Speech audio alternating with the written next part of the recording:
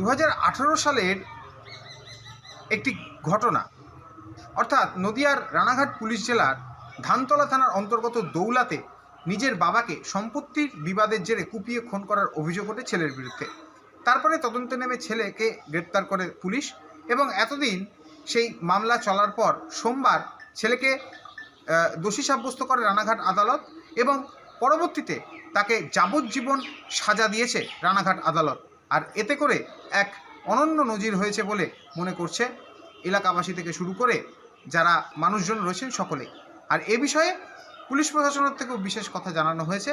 তবে বাবাকে খুনের ঘটনায় ছেলের যাবজ্জীবন জেল আবারও দৃষ্টান্ত করে রাখল রানাঘাট কোর্ট।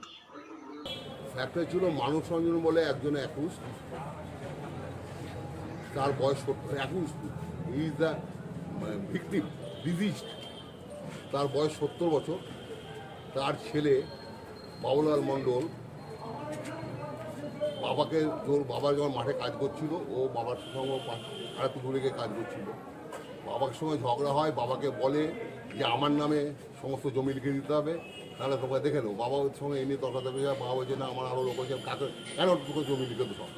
এই না দিতে ও তখন রামদা নিয়ে এসে বাবাকে কোপ মারে, এখানে আড়ে পিছনে করে বাবাকে স্পট ডেড হয়ে যায়। এইটা যারা মাঠে কাজ করছে ওরা লোক তারা দেখে, এবং এই কেসে আইউটনেসও আছে, তারা দেখে, এবং যারা যখন দৌড়িয়ে আসে বাবুলাল তখন চলে যায়। এবং বাবুলাল মণ্ডল যে আসামি, তার ছেলে পর্যন্ত খবর পেয়ে দৌড়িয়ে যায়, দেখো এই অবস্থা দাদু পড়ে আছে, এবং ছেলেও এক সাক্ষী হিসাবে সাইডেড হয়েছে, এবং সে ছেলেও সাক্ষী দিয়েছে। এই কেসে মোট 20 জন সাক্ষী দিয়েছে। সাক্ষী বয়ান অনুযায়ী আজকে আমাদের জজ সাহেব, মাননীয় অ্যাডিশনাল ডিস্ট্রিক্ট অ্যান্ড সেশন জাজ হোমেন গুপ্ত মহাশয় আজকে লাইফার তাকে সাজা ঘোষণা করেছে। অভিযোগ এটা ঘটনাটা 2018 সালের একটা ঘটনা, মর্মান্তিক ঘটনা, ধানতলা থানার অন্তর্গত দৌলুয়াবাড়ির ঘটনা।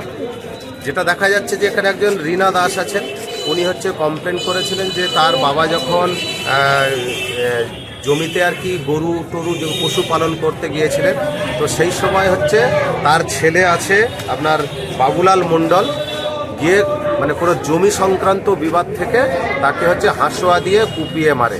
তো ব্যাপারটা পরে যখন তদন্ত করে জানা গেল যে এই ঘটনাটা হয়েছে যে এই যে ছেলে আছে বাবুলাল মণ্ডল, ওর বাবা আছে আপনার মানস রঞ্জন মণ্ডল, তো বারবার হচ্ছে একে উত্ত্যক্ত করতো যে আমার জমি সব আমার লিখে দাও। এনার আরও 3টে বোন আছে, কিন্তু সবাইকে ছেড়ে ওর নামেই জমি বিক্রি করে দেওয়ার জন্য বাবাকে ফোর্স করতো জমি লিখিয়ে দেওয়ার জন্য। এই নিয়েই বিবাদ।